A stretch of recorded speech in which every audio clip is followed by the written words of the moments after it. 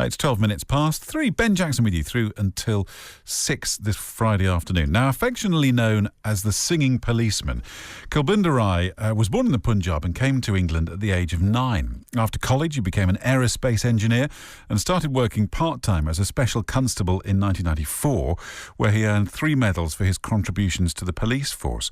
In 2009, his wife, Sukhinder, was diagnosed with pancreatic cancer, and after a year and a half battling that disease, she unfortunately passed away. Well, during her illness, Kulbinder wrote an emotive love song to tell her how much she meant to him and what it would mean to lose her. This inspired him to get involved in all kinds of charity work, and he decided to use his music to raise money for organisations that help those affected by cancer. And he joins us in the studio. Kulbinder, it's great to meet you, and thanks for coming in and joining us. Thank you for having me here. It's a pleasure to be here, and I know you're very busy, but... No, well, not busy enough to have you in the studio. We wouldn't be very busy if you weren't here, put it that way. Look, we were talking to a gentleman yesterday who was born in Delhi, moved all over the world, had some memories of a child in Delhi, but you left the Punjab at the age of 9, so you must have very strong memories. What was it like to grow up there? It was, what should I say, very exciting. I mean, you're going back to the 60s now. I mean, there were no TVs or radios. Probably one household in the whole neighborhood would have a TV, a radio, something. TVs, we never heard of what TVs were. It's just like running around, playing in the streets, and it was good. But obviously, we couldn't have all the luxuries and everything. And did you miss though? I mean, you say you didn't even really know what a TV was. You kind of can't miss what you don't know about, I suppose. Exactly. It's only years after I came over here that I found what a TV was. Even when I came here in the sort of late 60s, even the whole street, we probably have 2 households having a black and white TV. And every time there was something coming on exciting, the whole neighborhood gathered into one house.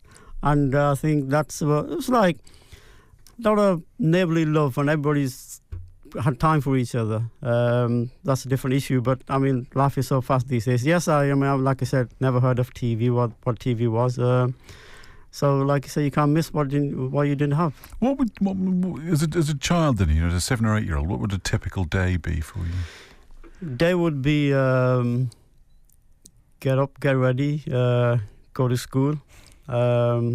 If you felt like spending the day, you did. Otherwise, a few friends, I shouldn't be saying this, but it's all right now. Well, we're not going to come and get you now, let's be honest. Go around. So you used to bunk off school is what you're saying, isn't it?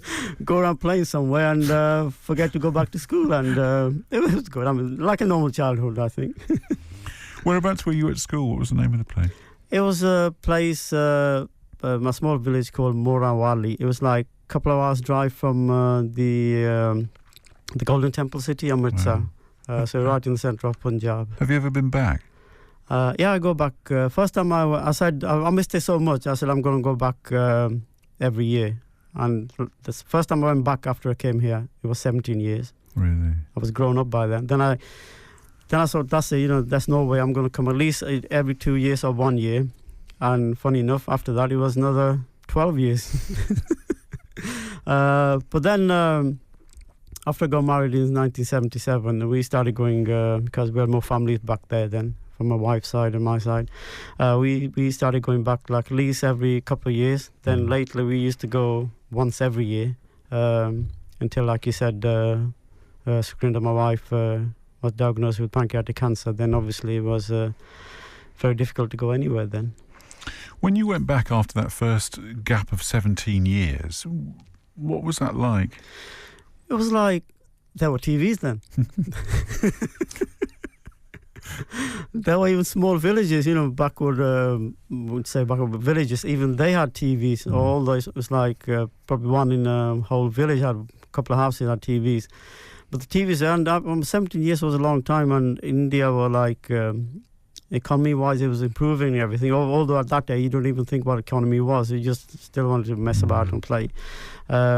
But there was a lot of different proper roadways and everything, and cars, which you used to see probably once a month. I used to see a big lorry. Never used to see cars when I was younger. I've always thought it must it is strange, isn't it, to go back to a place that you grew up in and spent that you knew so well, that you knew every rock and boulder and tree and shrub.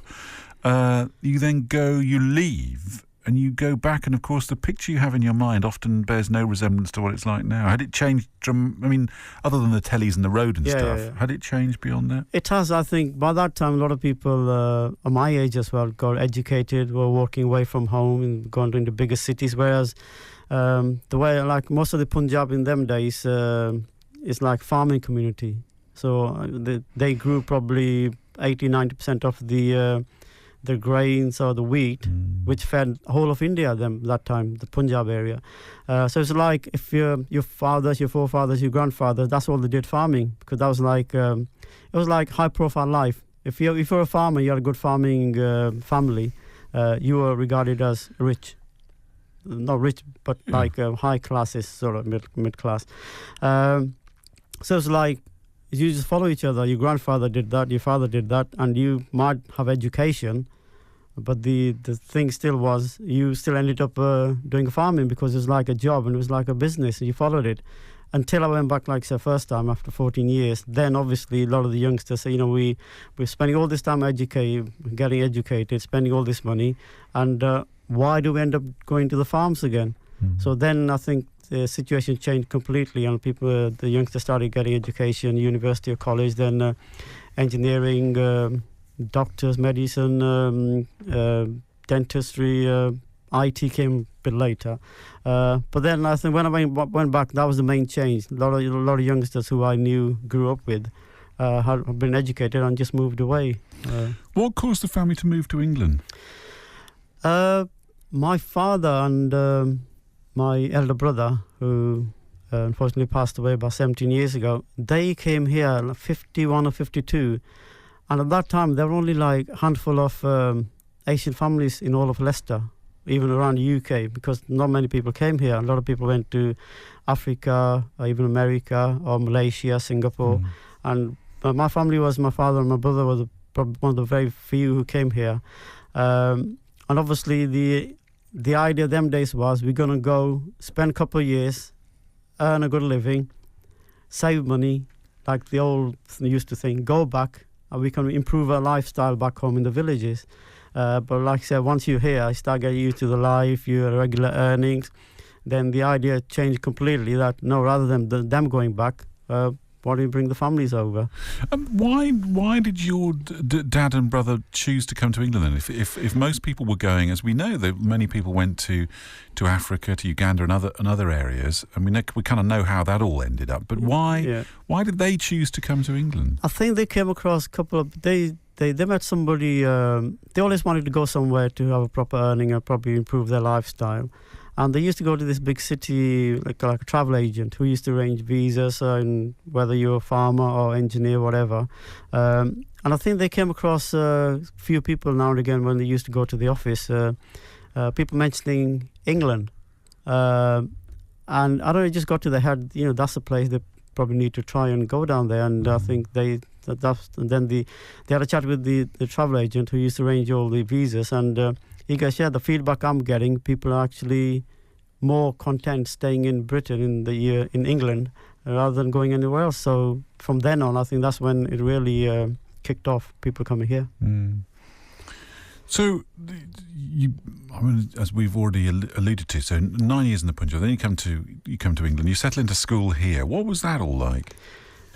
It was very strange. Because I learned Punjabi and Hindi while I was young back home. I don't know, never mind the alphabet, I didn't know what A or B or C was. So it was absolutely, completely new beginning. For first year was a bit of a struggle because over there you could get away, like I said earlier, you could get away with skiving or playing around when you're younger. But here the system's different. So you had to make a lot of changes in your life, and like I said, didn't know any English, and it was hard. I mean, but the only thing was, at them days in the late 60s, early 70s, people who came up, the youngsters came over from the Punjab or anywhere in India, none of them knew English anyway, so you're on the same level. I mean, them days we had a very nice mixture, a lot of West Indians, English friends, but it used to be like a family. Everybody used to help each other. But it wasn't like a wake-up call. What is English? You know, even in the back home in the village when I was growing up, nobody ever mentioned. All we heard the word was England, England. We are going to England. But didn't know anything about the language. You didn't really know what you were coming out. No idea at all. No idea at all. Until I was taken by one of my family friends to enroll into the school. Then, so, you know, first thing you see was the building. Oh my God, you know, this a castle or a school, because compared to what I was used to, what I saw at the school. So it was a big change. First days at school are one of those things that stick in your memory too, aren't they? They do. You go there and you obviously have the morning prayers them days. First thing you learn is the morning prayers and the morning parade.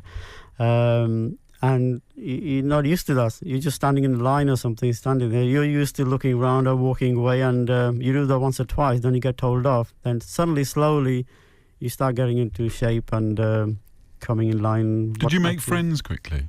Yes, I did. That's one thing I've been touched with, very lucky all my life. Doesn't matter what community, what colour, what race, what religion, always make friends very, very quickly. So there you are. At that point, you go into an English school in Leicester. You go through that whole process, and you go through all of your education, and you start to trend towards becoming an engineer. What made you want to become? Well, not just an engineer, but an aerospace engineer, which is a very specific, very precise. It is. I think them days. If you look at in the 60s, 70s, in the Asian community, if you look at that, everybody wanted to be either motor mechanic, or the parents want their kids to be doctors or lawyers. I think that trend still is not much as it used to be. At them days, you cannot be anything else. You got to be a doctor or a lawyer. That was the whether you're from the Punjab, Gujarat, whatever part of India, that was the trend. I think it's still probably not much as it used to be. Still probably lawyer. You can't try anything else because you're not going to make it. That used to be it. What are we talking about? Why you went into engineering then? Given that anything else was going to be deemed as a failure, you went into engineering. I don't know. But all my friends, about a year before we were finishing school, they used to visit garages, all these motor garages, to become engineers or try to get an apprenticeship them days, 5-year apprenticeship. And I tried apprenticeship, but only I was on a trial basis for 6 months. After about 2 months, I mean, you grew up with people opening up engines, stripping engines, making something, building engines to getting the car going.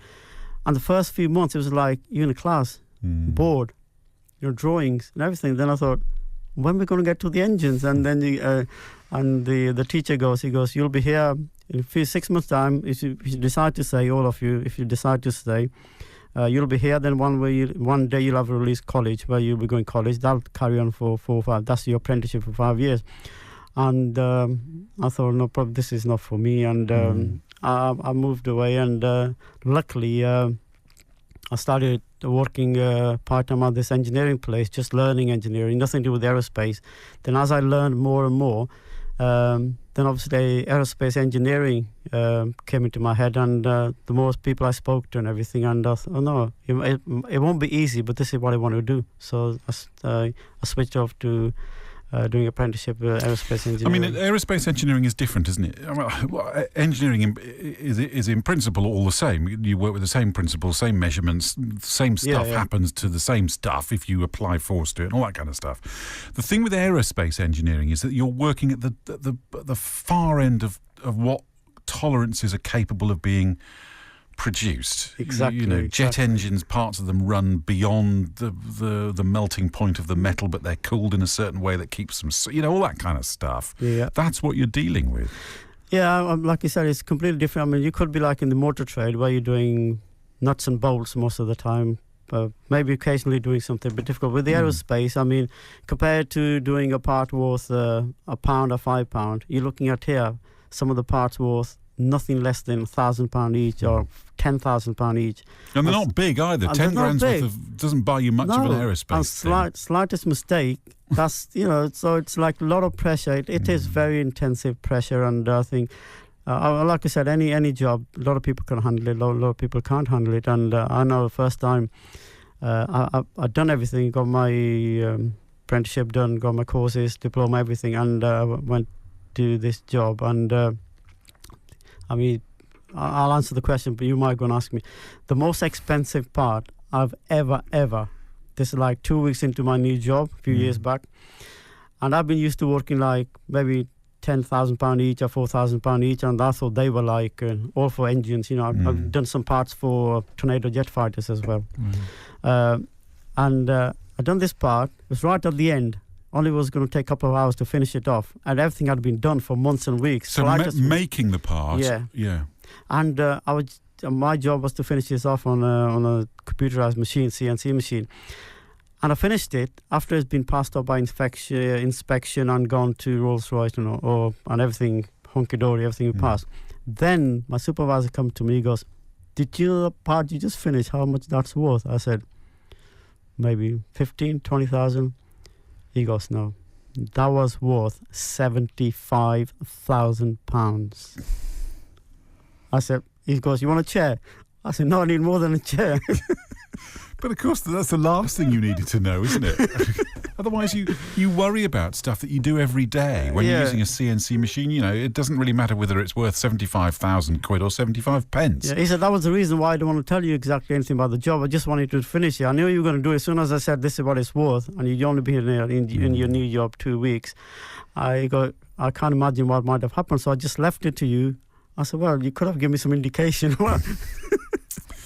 Listen, we'll talk a bit more about what kind of stuff you were building and for whom after 3:30. But Kulbinder, just the first choice of music you've come up with for us today is Bob Marley and the Wailers, "One Love, People Get Ready." Just tell us why this one. Well, like I said, in the 60s, 70s, I grew up with a very mixed community. And them days, reggae music was right up there. Probably still is. But them days, you heard... reggae music was the thing, especially the area I grew up in, the school I went to. Most of the youngsters there, obviously started with the West Indian friends, and then obviously everybody picked on because the way the music and the dancing tracks were, and he was the man. Bob Marley was the man.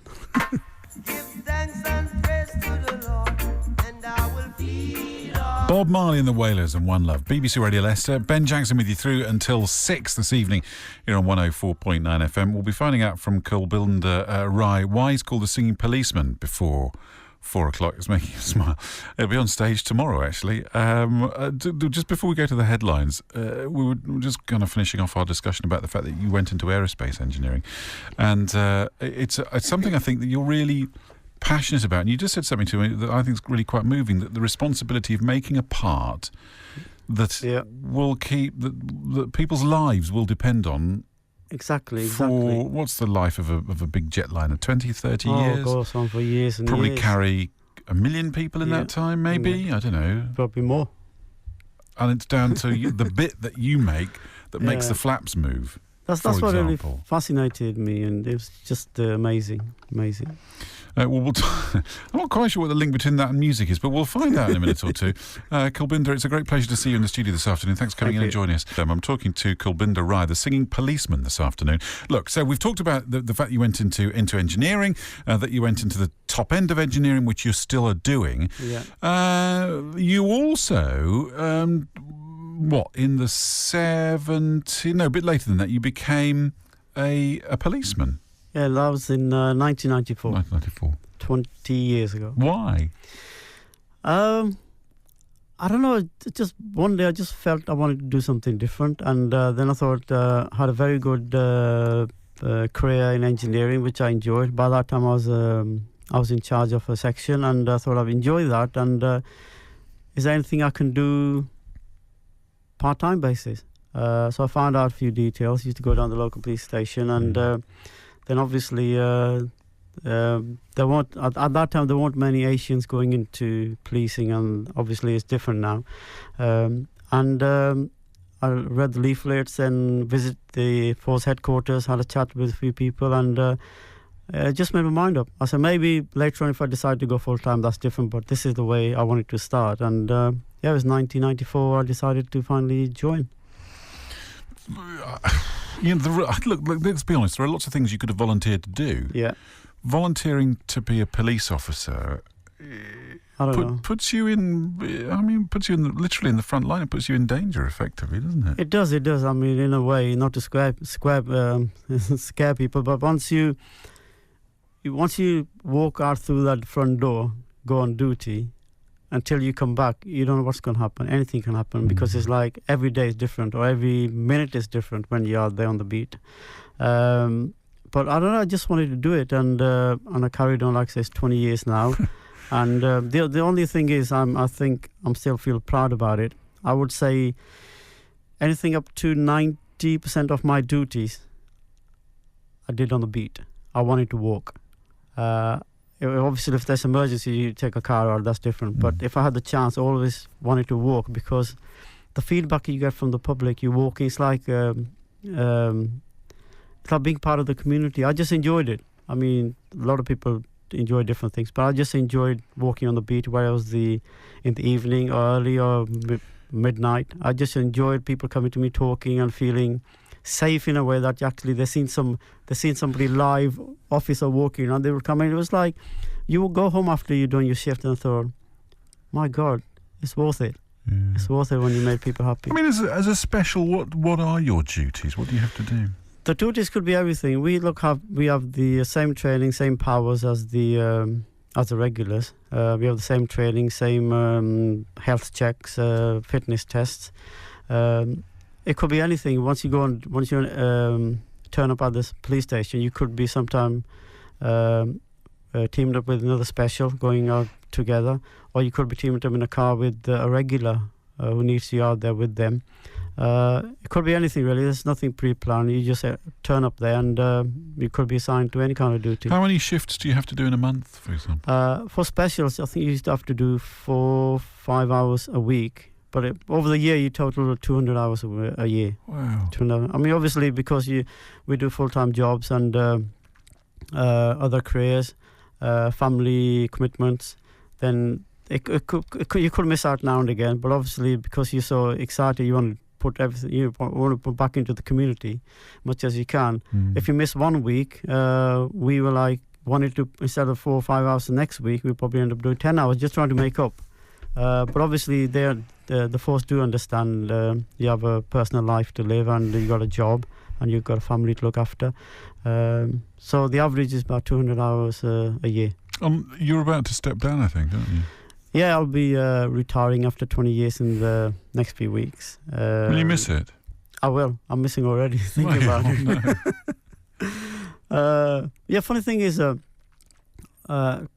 middle of last week, I was going driving here. Then I just stopped the car to go to the shop, and there was like a big smash up. Some couple of cars from the main road both of them coming from left and right, turn into the side street both together, and absolutely a big smash up. And I went there, a couple of I think they're probably new into the job, a couple of officers there, and I just started talking. Then one of the standers by just started shouting, recognized me. Oh, here's the main man. And the officer started looking, who the hell is this? And we started talking. And then I said, this is my 20th year, this and that. And one of them had been there for about 3 years, 2 years. And so I just stayed there for half an hour, 45 minutes with them, just chatting, talking. And because a lot of the public who were gathering there, they knew me.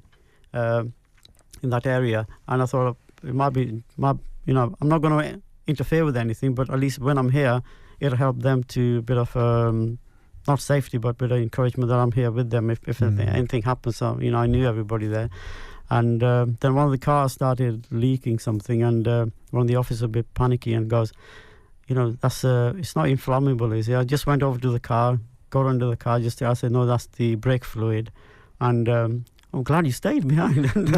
And that when I walked away from there, driving home in my car, and thought, my God, I'm going to miss this, day to day.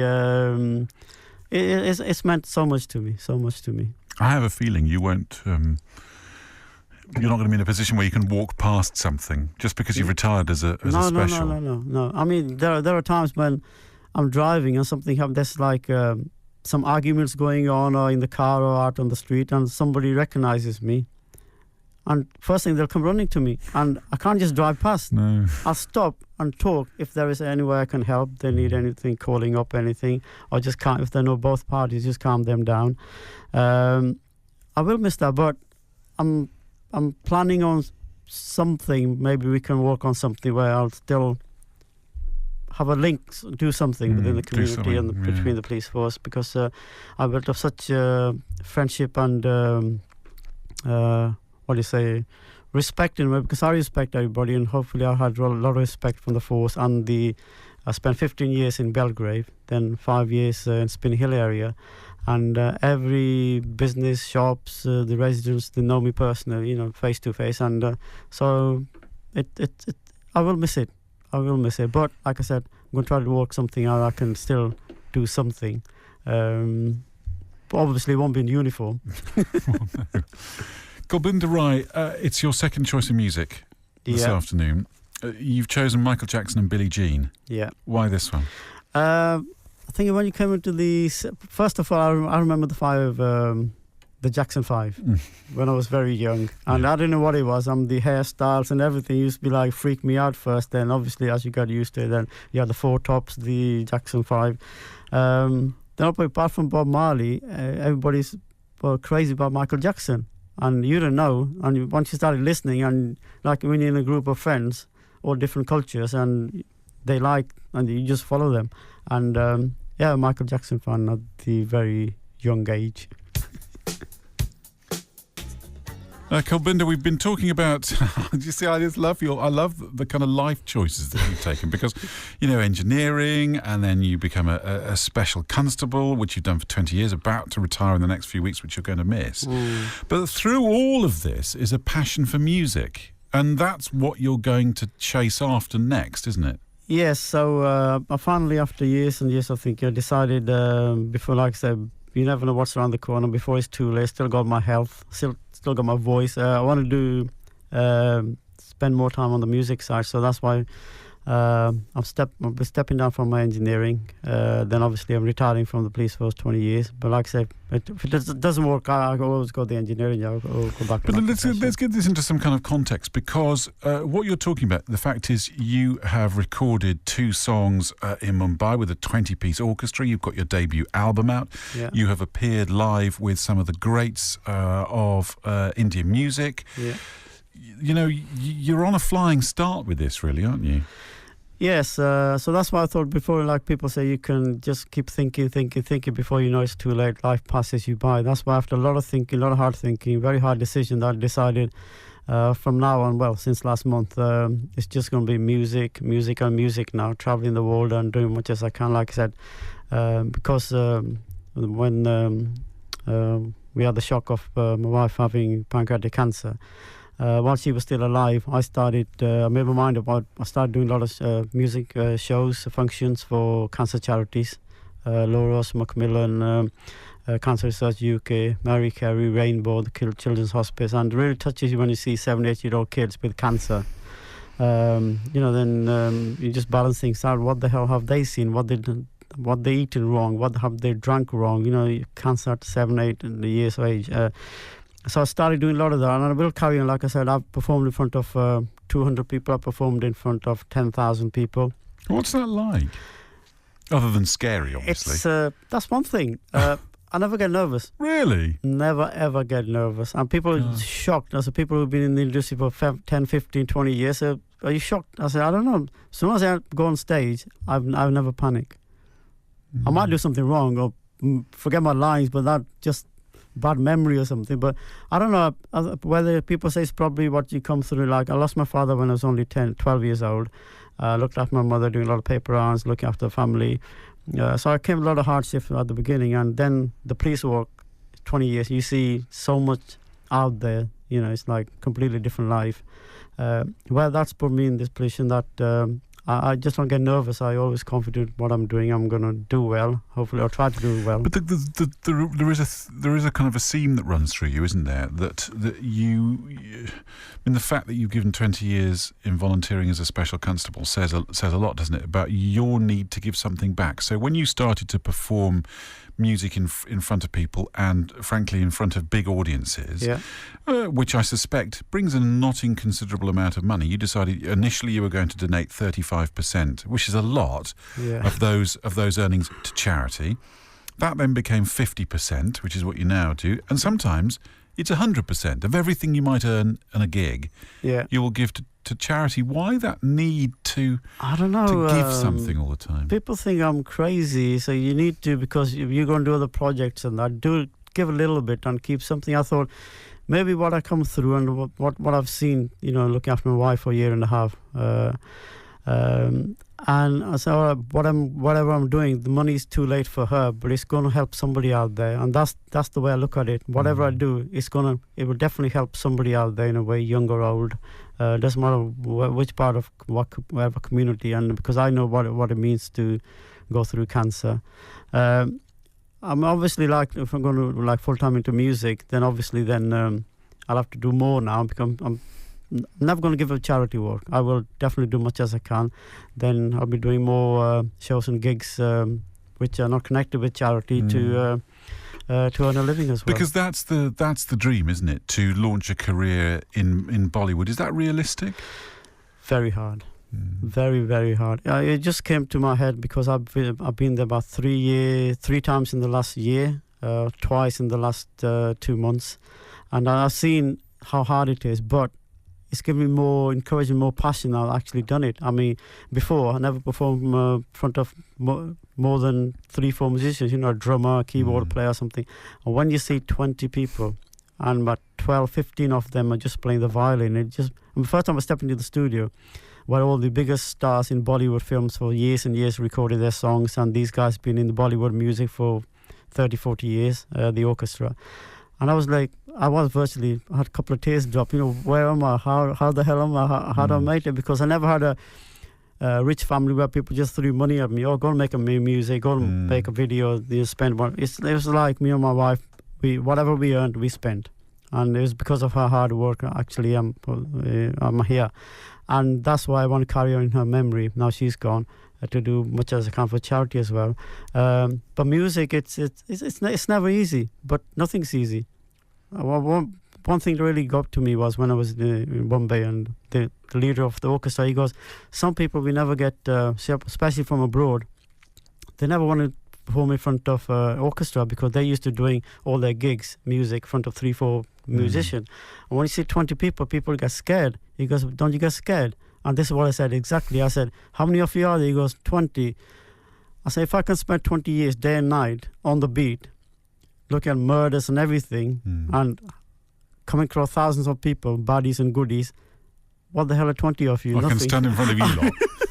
And he goes, my God, that's a good answer. Now, look, people can actually see you. I think it's tomorrow night as part of Indian Summer. Yeah, we haven't finalised the time. Probably sometime tomorrow afternoon. It's got the Indian Summer going. It'll be in the city centre somewhere. They haven't decided where the stage is going to be set. Hopefully the weather will hold. It's moving around a bit. It was originally going to be in Curve, then it was going to be outside Curve, and it's just dependent slightly. I mean, last week was another dream come true. I was performing, and Shola Ama. She turns up, and when I came off stage and I didn't recognise her first, or didn't look properly because I was performing facing, and I saw a couple of 2-3 females dancing behind the stage. And when I came off stage, and she goes, did you see me? That's when I recognised her face because I was facing the other way. And oh my God, Sholama, she goes, I was dancing to your music. Oh my God, he goes. Then I had a couple of dreadlock lads came on stage dancing while I was singing, a couple of other ones. Then we had somebody from the council who was there. I won't mention name. Then she came on stage and she was dancing. Wow. And everything went on Facebook. And when I came off, and the dreadlock guy goes, man, you two should get together, get a Bhangra and hip hop together. You should do something together one day. And she goes, literally, I love your music, your voice, and very good dancey track. And she goes, obviously you were facing the other way. She goes, I was really dancing. And that was like, my God, Shola Ama. And without having too much backing money-wise or no links with the music industry when I first launched my first album, 2008, 6 years ago.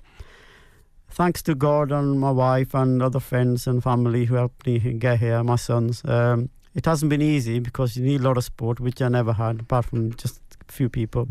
But like I said, like I was saying before, but somebody in Bombay said to me, he goes, "You will never have your dream come true if you don't have a dream." And that really hit me, because you got to have a dream for it to come true. If you ain't got a dream, it ain't going to come true, is it? Because you don't have a dream. Listen, let's finish off with your last... I love that. Let's finish off with your last choice of music then. This is ABBA and Dancing Queen. Why this one? Yeah. I think like everybody, nobody ever heard of them before the Eurovision Song Contest that year. And I just love them, what they've done. I mean, they carried on for years and years, and all their tracks, whether they were sentimental love tracks or dancey tracks, I just loved. As a group, they're probably my favourite over the years.